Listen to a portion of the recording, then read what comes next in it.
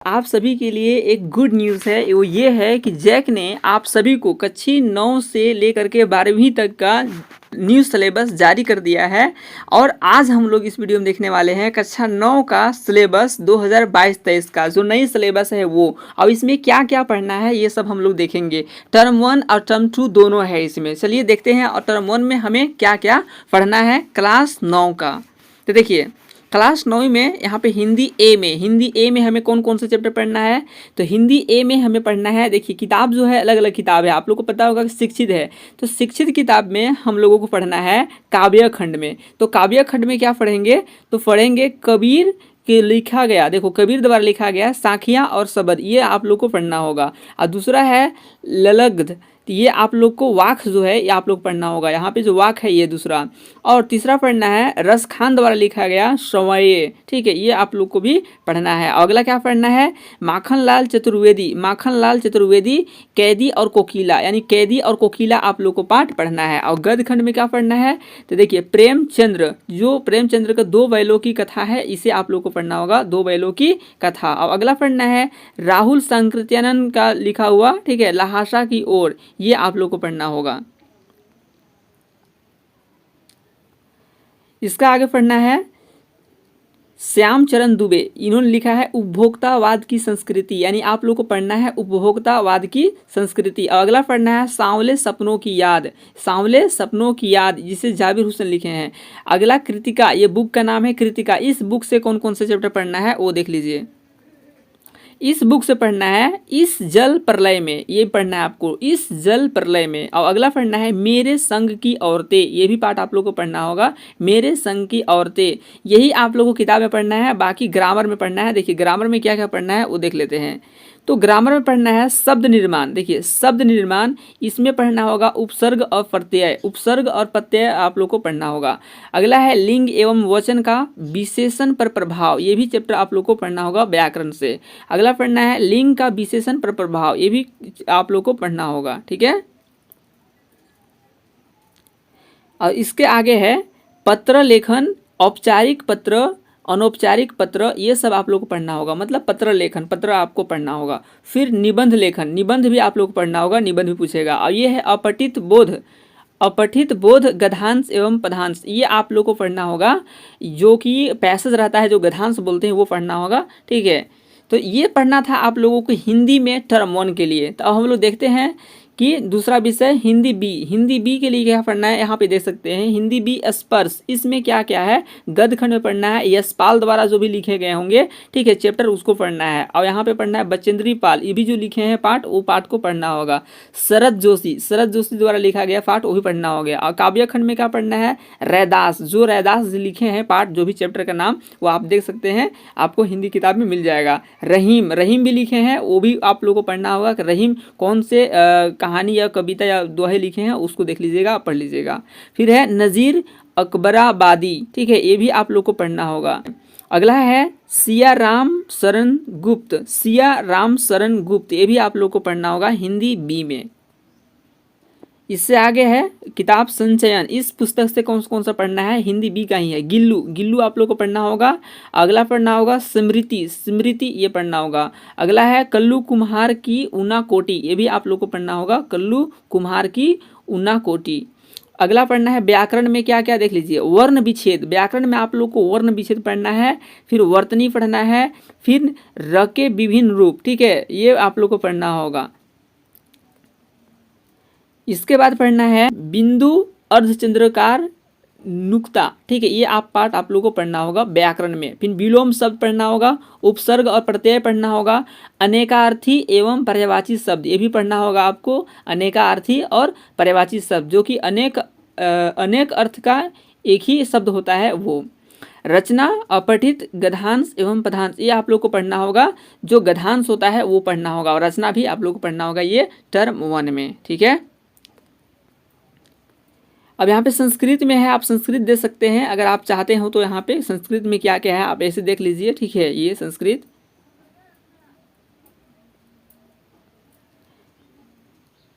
अब देखिए मैथ में क्या पढ़ना है आप लोगों को, तो मैथ में आपको पढ़ना है नंबर सिस्टम, ठीक है, संख्या पद्धति, ये आप लोग को पढ़ना होगा। फिर यहाँ पे है पोलिनोमियल पढ़ना होगा आप लोगों को बहुपद, ठीक है, ये आप लोगों को पढ़ना होगा। अगला है कोऑर्डिनेट ज्योमेट्री यानी निर्देशांक ज्यामिति, ये आप लोगों को पढ़ना होगा। फिर यहाँ पे है linear equation in two variables, ये आप लोग को पढ़ना होगा, दो चर वाले रैखिक समीकरण। अगला पढ़ना है इंट्रोडक्शन ऑफ इक्वल्स ज्योमेट्री, ठीक है, ये आप लोग को 5 पार्ट में जो है आप लोग को वो पढ़ना होगा। फिर अगला है लाइंस एंड एंगल, ठीक है, रेखा और कोण, ये अभी आप लोगों को पढ़ना होगा। फिर सर्कल वृत्त आप लोग को पढ़ना होगा। ये हो गया टर्म 1 में गणित में आप लोग को पढ़ना होगा क्लास 9 का, ठीक है। और टर्म 2 के लिए इधर देख सकते हैं, इधर है आप लोग को, ये आप देख सकते हैं, बट टर्म 2 को बाद में हम लोग देखेंगे, पहले हम लोग को टर्म 1 का कंप्लीट करना है, इसलिए हम लोग टर्म 1 देख रहे हैं, ठीक है। तो देखिए यहाँ पे साइंस में 9वां क्लास का क्या क्या पढ़ना है। तो साइंस में पढ़ना है 9वां क्लास का पहला पार्ट गति, ठीक है, मतलब गति पढ़ना है। ये फिजिक्स में अब देख सकते हैं, फिजिक्स है, फिजिक्स का है गति। और दूसरा है यहाँ पे बल तथा गति के नियम, ये भी पार्ट आपको पढ़ना होगा। फिर तीसरा पढ़ना है गुरुत्वाकर्षण बल, यानी गुरुत्वाकर्षण बल, ये 3 चैप्टर जो है फिजिक्स का पढ़ना है, साइंस में ही है ये, ठीक है। और केमिस्ट्री में क्या क्या पढ़ना है, हमारे आसपास के पदार्थ, ये पढ़ना होगा आप लोग को, हमारे आसपास के पदार्थ। क्या हमारे आसपास के पदार्थ शुद्ध है, ये भी पार्ट आप लोगों को पढ़ना होगा। क्या हमारे आसपास के पदार्थ शुद्ध हैं। और यहाँ बायोलॉजी में पढ़ना होगा जीवन की मौलिक इकाई, जी हाँ, जीवन की मौलिक इकाई, ये पार्ट पढ़ना होगा आप लोग को। ऊतक, ये भी पार्ट आप लोग को पढ़ना होगा साइंस में। ये सब आपको साइंस में पढ़ना था क्लास 9 का, ठीक है। अब देखते हैं सोशल साइंस में कौन कौन से चैप्टर पढ़ना है। तो सोशल साइंस में हिस्ट्री में पढ़ना है हमें फ्रांसीसी क्रांति, और यूरोप में समाजवाद और रूसी क्रांति, ये भी आप लोग को पढ़ना है हिस्ट्री में 2 पार्ट। और सिविक्स में क्या पढ़ना है, यहाँ पे देख सकते हैं लोकतंत्र क्या है, लोकतंत्र क्यों, ये पार्ट आप लोग को पढ़ना होगा। और संविधान निर्माण, ये भी चैप्टर आप लोग को पढ़ना है। 2 यहाँ पे नागरिक शास्त्र में आप लोग को पढ़ना होगा। जियोग्राफी भूगोल में क्या क्या पढ़ना है, देखिए भारत आकार और स्थिति, ये पार्ट पढ़ना होगा। भारत का भौतिक स्वरूप, दूसरा ये पढ़ना है। अपवाह, ये भी पढ़ना है आप लोगों को। और इकोनॉमिक्स में अर्थशास्त्र में क्या पढ़ना है, पालमपुर गांव की कहानी, ये जो चैप्टर है आप लोग पढ़ना होगा, पालमपुर गांव की कहानी। अगला चैप्टर है संसाधन के रूप में लोग, ये भी चैप्टर आप लोगों को पढ़ना होगा, संसाधन के रूप में लोग। और यहाँ पे देख सकते हैं ये जो है कॉमर्स के लिए है, ठीक है, जो भी 9th क्लास में है कॉमर्स लिए होंगे उन लोगों के लिए है। क्या है, पहला अंतिम खाता, ठीक है, यानी समायोजन रहित, समायोजन रहित। दूसरा पढ़ना है विनिमय बिल, ये पढ़ना होगा। तीसरा है अशुद्धियाँ एवं उनका संशोधन, ये चैप्टर भी आप लोग को पढ़ना होगा। कार्यालय दिनचर्या, ये दूसरा है। व्यापारिक पत्र व्यवहार, ये भी पढ़ना होगा। और इंग्लिश में देखते हैं, इंग्लिश में 9th क्लास को क्या क्या पढ़ना है। तो इंग्लिश में पढ़ना है द फन दे हैड, ये चैप्टर आप लोगों को पढ़ना है। दूसरा पार्ट पढ़ना है द रोड नॉट टेकन, ये भी पार्ट पढ़ना है आप लोग को। और तीसरा है द लॉस्ट चाइल्ड, ये भी आप लोग को पढ़ना होगा। और चौथा है the sound of music part 1, ठीक है, जिसको 11 जेनी या पार्ट 2 बिस्मिल्लाह खान है, इसको आप लोग को पढ़ना होगा। 5वां में है विंड आप लोग को पढ़ना होगा। फिर 6ठा में है द एडवेंचर्स ऑफ टोटो, ये भी आप लोग को पढ़ना होगा, ठीक है। 7वां में है द लिटिल गर्ल, ये आप लोग को पढ़ना होगा। 8वां में रेन ऑन द रूफ, ये पढ़ना होगा। और 9वां में है ईश्वरन द स्टोरी टेलर, ठीक है, ये आप लोग को पढ़ना होगा, ईश्वरन द स्टोरी टेलर। इससे आगे पढ़ना है अ ट्रूली ब्यूटीफुल माइंड, ठीक है, 10वां में अ ट्रूली ब्यूटीफुल माइंड। और 11वां पढ़ना है the lake else of Innisfree, ठीक है, ये आप लोग को पढ़ना होगा। 12वां पढ़ना है इन द किंगडम ऑफ फूल्स, ठीक है। 13वां पढ़ना है the snake and the mirror, snake and the mirror, ये कहानी आप लोग को पढ़ना होगा। और अगला क्या पढ़ना है, देख सकते हैं यहाँ पे है नेक्स्ट में a legend of the Northland, ठीक है, नॉर्थलैंड जो है यहाँ पे a legend of the Northland, ये आप लोग पढ़ना होगा। अगला चैप्टर क्या पढ़ना है द हैप्पी प्रिंस, ठीक है, ये भी पढ़ना होगा। 16वां में है माय चाइल्डहुड, ये पढ़ना होगा। 17वां पढ़ना है नो मेन आर फॉरेन, ठीक है, ये। और 18वां पढ़ना है वेदरिंग द स्टॉर्म इन इरसमा, ठीक है, ये पढ़ना होगा, वेदरिंग द स्टॉर्म इन इरसमा। और 19वां पढ़ना है पैकिंग, ठीक है, ये चैप्टर है पैकिंग।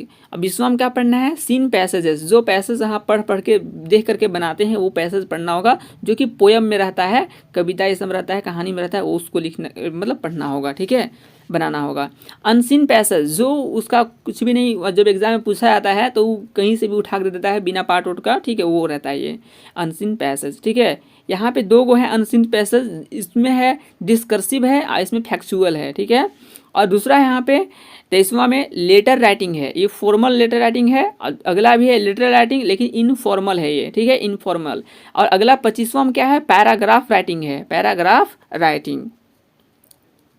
और फिर नेक्स्ट है आप लोगों को टेंस, 26 में क्या है टेंस, और 27 में है टाइम एंड टेंस, ये 28 में मोडाल्स, और 29 में डिटरमाइनर्स पढ़ना है, और 30 में एक्टिव पैसिव वॉइस पढ़ना है, ठीक है। और 31वां में है रिवीजन ऑफ टर्म 1 सिलेबस, मतलब टर्म 1 सिलेबस का जो है रिविजन, ठीक है, उससे पढ़ना है उर्दू में। तो यहाँ पे देख सकते हैं जो भी उर्दू विषय लिए होंगे उनके लिए ये है, ठीक है। यहाँ पे ये देखिए ये सब उर्दू का है, ठीक है। तो आई होप कि आप समझे होंगे पूरा कि आप क्या क्या पढ़ना है टर्म 1 में और टर्म 2 में क्या क्या पढ़ना है, इसे भी आप देख लिए होंगे। अगर नहीं देखे हैं तो फिर से वीडियो हम लोग बनाएंगे जिसमें टर्म 2 के बारे में भी हम आपको सब बता देंगे, कंप्लीट कर देंगे, ठीक है। तो आई होप कि आपको वीडियो पसंद आई होगी। और हाँ, जल्द ही आप लोगों को 10 क्लास का जो सिलेबस है उसको भी बता दिया जाएगा, 11वीं का भी और 12वीं का भी सिलेबस आपको तुरंत इसी चैनल पे आप लोग को देखने के लिए मिल जाएगा, अपलोड कर देंगे हम। आप लोग अच्छे से देख लीजिएगा कि कौन कौन से चैप्टर आप लोग को पढ़ना है 9th में और कौन कौन से चैप्टर 10th में, 11th में, 12th में, आप सभी लोगों को यहाँ पे वीडियोस मिल जाएगा, ठीक है। तो मिलते हैं फिर नेक्स्ट वीडियो में, तब तक के लिए जय हिंद, वंदे मातरम।